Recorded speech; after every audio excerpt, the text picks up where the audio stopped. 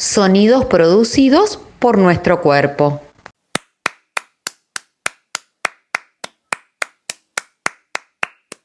¿Con qué parte del cuerpo aplaudimos? Nariz, manos.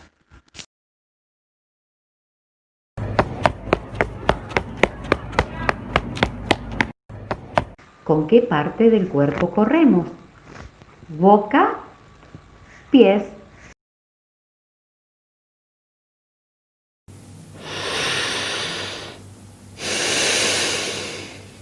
¿Con qué respiramos?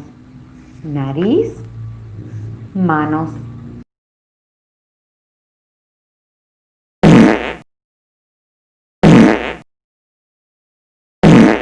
¿Por dónde nos tiramos un pedo? Pie, cola.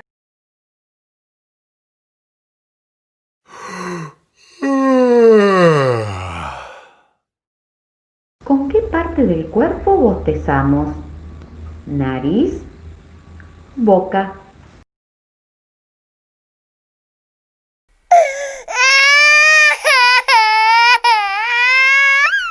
¿Con qué lloramos? Nariz, boca.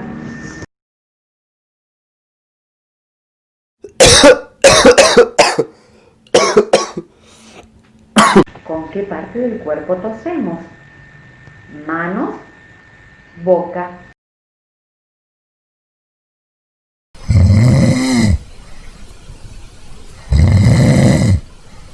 ¿Con qué roncamos? Boca, pie.